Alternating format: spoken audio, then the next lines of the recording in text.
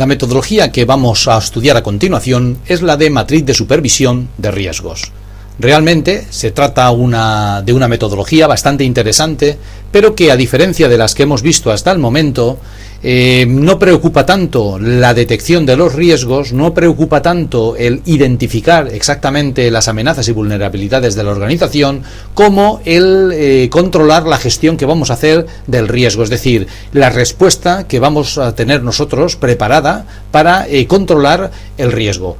Se trata de una metodología basada en la gestión prácticamente del riesgo, de ahí que hagamos un hincapié bastante importante en la respuesta. Se aplica como una herramienta clave, sobre todo en procesos de supervisión, en bancos, instituciones financieras, edificios administrativos, edificios gubernamentales, edificios, digamos, en los cuales se tengan que realizar tareas importantes, lógicamente, pero no son instalaciones industriales ni actividades del sector industrial, etcétera, ya que va orientado, como hemos comentado, a una metodología en la que prácticamente estudiamos muy bien la respuesta, vamos a tener que analizar el control del que hacemos sobre el riesgo, pero no nos preocupa tanto debido a que la naturaleza y el origen de los riesgos no es tan importante. Por eso no podemos esto aplicarlo a empresas, hospitales, a empresas químicas, a petroleras, no, para nada. Esto hay que, aplicarlo a otro tipo de empresas en las que ya sabemos que no existen grandes riesgos y que la propia empresa no tiene grandes vulnerabilidades. Por lo tanto,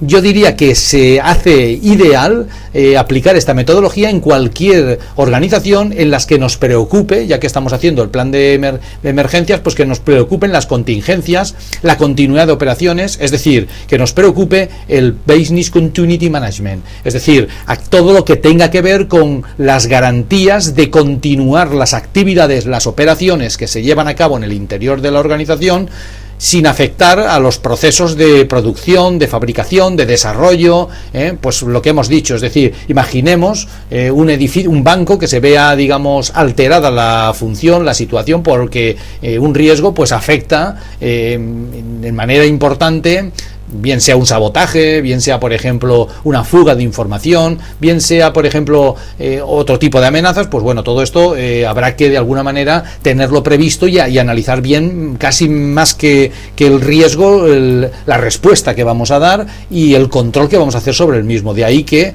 lo recomendamos siempre a este tipo de organizaciones.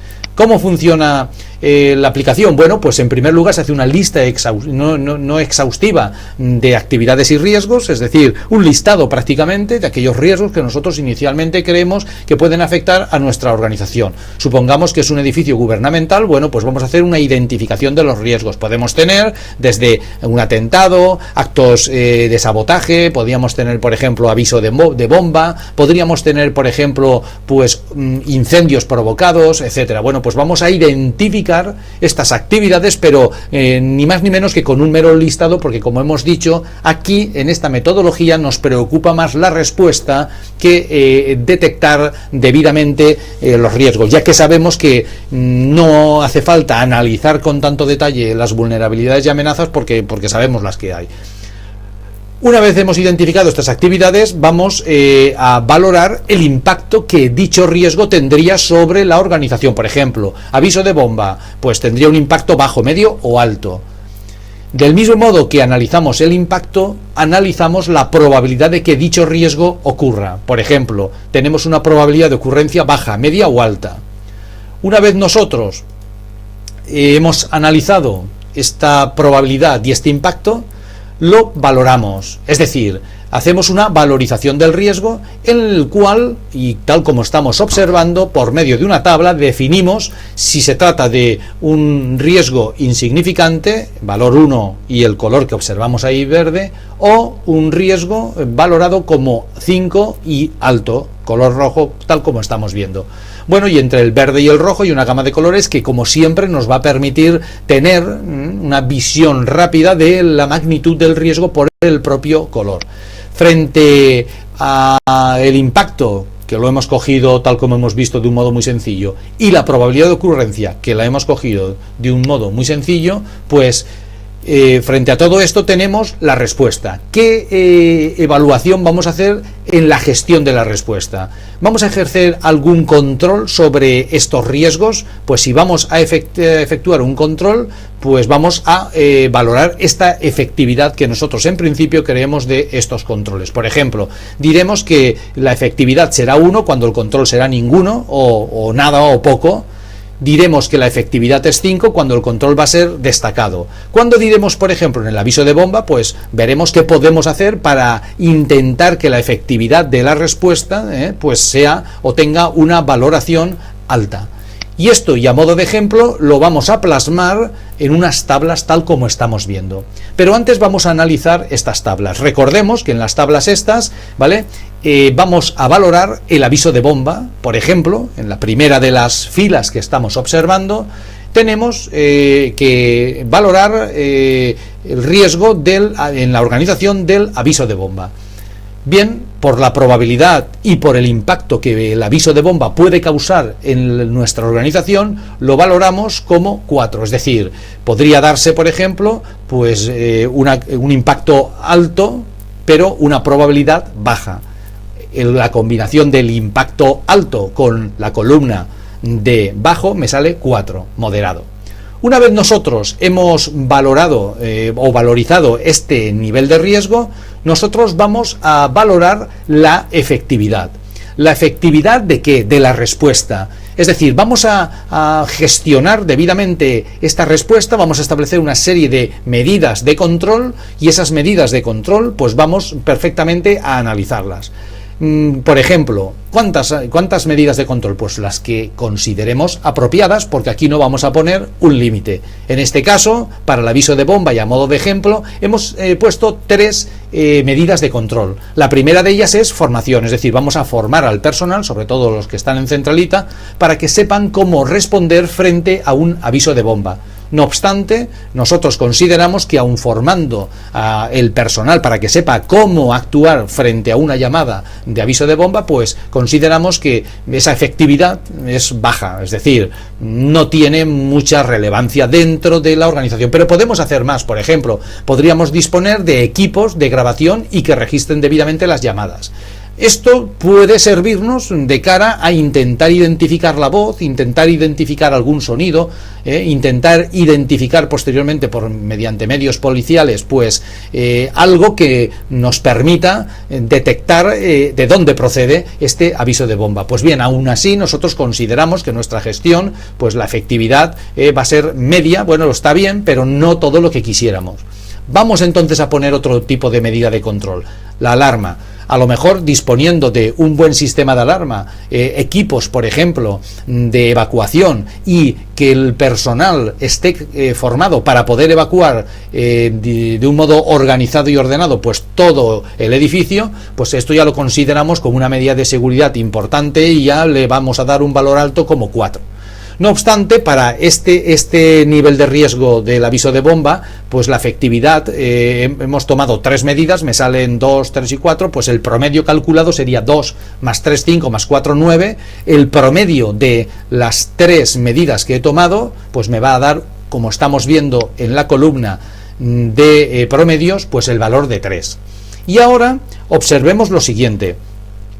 ¿Cuál es el riesgo residual que me queda de este nivel de riesgo? Porque claro, yo tengo el aviso de bomba que inicialmente le hemos valorizado como 4, pero luego que vamos a sacar una calidad en la gestión que me va a permitir tener, digamos, una calidad, pues dentro de lo que cabe no está mal, valor 3. Eso significa que dividiendo el riesgo residual, dividiendo el nivel de riesgo, valor 4, por el promedio de la calidad de la gestión, valor 3, me queda un riesgo residual del aviso de bomba de 1,3. Todo lo que esté por encima de 1 quiere decir que evidentemente el nivel de riesgo está por encima de la gestión que hemos hecho del mismo. Todo lo que esté por debajo en el riesgo residual quiere decir que el nivel de riesgo, pues hemos tomado una serie de medidas y que evidentemente pues estas son apropiadas, ¿de acuerdo? Es decir, que valores de riesgo residual por encima de 1, habrá que fijarse en ellos para ver qué podemos hacer. Valores de riesgo residual por debajo de 1, pues son riesgos que si podemos mejorar pues cuanto más baje a cero, pues mejor, pero si no podemos controlar por el mero hecho de estar por debajo de 1, pues ya sabemos que es bueno. Ahora bien, vamos a ver otra cosa, y otra cosa importante.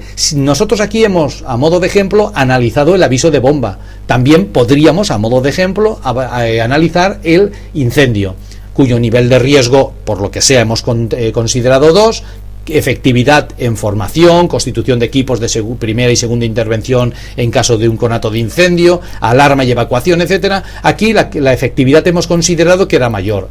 2 más 4, 6 más 4, 10. 10, la media de 10, como son 3 medidas de control tomadas, pues 10 partido por 3 me sale 3,3. Por lo tanto, el nivel de riesgo era 2 dividido por 3,3, quiere decir que el riesgo residual es 0,6. Pues bien, nosotros tenemos aviso de bomba, incendio, y así podríamos tener 5, 10, 15 riesgos más perfectamente evaluados y catalogarlos por número o por magnitud del riesgo residual, e intentar actuar sobre aquellos riesgos cuya magnitud en el riesgo residual sea más alta, y dejar para posterior, para después, aquellos cuyo riesgo residual sea más bajo. No obstante, a mí me va a servir esto como referencia, porque yo puedo calcular el perfil de riesgo de toda la organización. Si saco la media de todos los riesgos residuales, es decir, 1,3 más 0,6 más los que hubiesen, pues saco la media y digo, a ver, 1,3 más 0,6 serán 1,9 partido por 2 igual a 0,95.